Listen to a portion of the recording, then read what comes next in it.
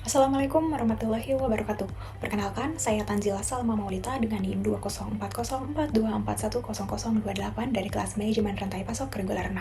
Pada kesempatan kali ini, saya akan mempresentasikan analisis penerapan sourcing dan peran IT dalam supply chain management dengan studi kasus di PT Eigerindo Multiproduk Indonesia.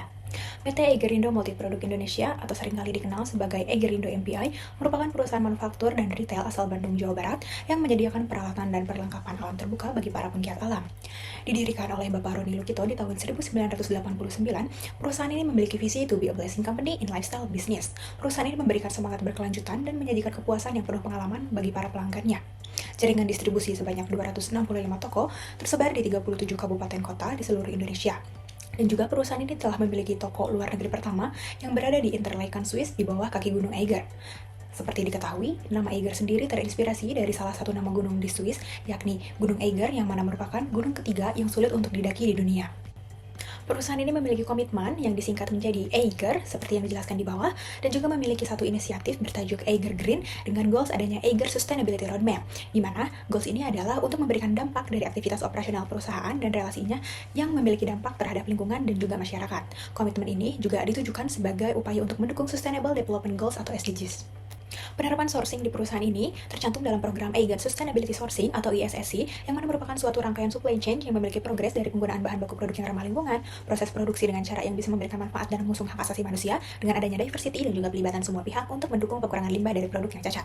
Perusahaan ini memiliki 103 supplier sebagai pemasok, dengan 52 diantaranya adalah pemasok lokal asal Indonesia, sebagai upaya untuk membangun ekonomi kerakyatan melalui pembangunan ekonomi lokal yang berkelanjutan. Proses pemilihan supplier pun memperhatikan penggunaan bahan baku produk yang ramah lingkungan dan juga dapat didaur ulang.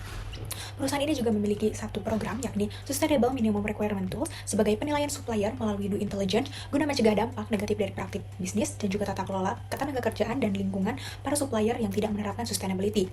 Ada juga program berupa Supplier Relationship Management dengan program reward melalui supplier gathering yang dilakukan setiap tahunnya untuk mengapresiasi supplier yang menjalankan praktik sustainability dengan performa terbaik sepanjang 1 tahun berjalan. Dilansir dari laman Marketeers, Eiger merilis Environment Social Governance atau ESG Report di setiap tahunnya sebagai bentuk komitmen keberlanjutan. Disebutkan pula bahwa melalui program sourcing ISSC ini, Eiger optimis bisa mencapai penggunaan 20% bahan baku terbarukan.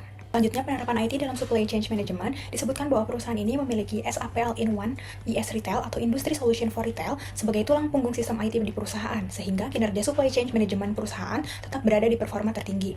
Adapun pengadaan SAPL in One IS Retail ini bekerja sama bersama PT Soiltus Indonesia sebagai vendor IT yang telah memiliki pengalaman di bidangnya, sehingga pemanfaatan IT dalam supply chain management di Eigerindo terlaksana dengan efektif dan juga efisien. Penerapan IT yang selanjutnya adalah sistem berupa Fast System Automated Storage and Retrieval System atau FAST ASRS yang mana diluncurkan pada tahun 2024 untuk meningkatkan produktivitas dan daya saing perusahaan dalam jangka panjang. Dengan resmi, operasinya sistem ini dilakukan di DC Site Kalijati, membuat perusahaan semakin dekat dengan mewujudkan operasional logistik yang lebih efisien. Selanjutnya, implikasi penerapan sourcing ISSC. Di sini, sebelum implikasinya dilakukan adanya keterlibatan supplier hanya sebatas hubungan transaksional, minimnya pengawasan terhadap praktik, dan juga adanya keterbatasan inovasi dari segi material karena pendekatan berbasis pada linear ekonomi ambil buang pakai.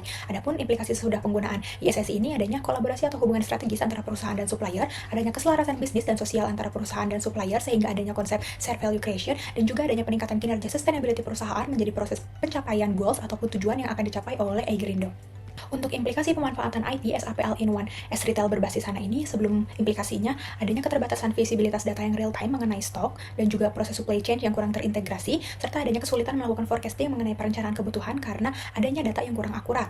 Adapun untuk implikasi pemanfaatan sesudah SAPL in One ini adanya visibilitas data yang menyeluruh dan juga real time sehingga pengambilan keputusan dapat didasarkan pada data dan juga adanya data driven decision making. Selain itu, adanya manfaat berupa forecasting didasarkan pada algoritma yang jelas sehingga perusahaan bisa mengantisipasi demand dari market dengan lebih baik. Dan yang terakhir, implikasi pemanfaatan IT FAST ASRS ini untuk sebelum penggunaannya adanya pengelolaan warehouse dengan metode manual ini menyebabkan lead time yang tinggi, sehingga adanya juga pemborosan waktu, tenaga kerja, dan juga sulitnya perusahaan untuk menjaga aliran barang sesuai dengan demand dari pasar.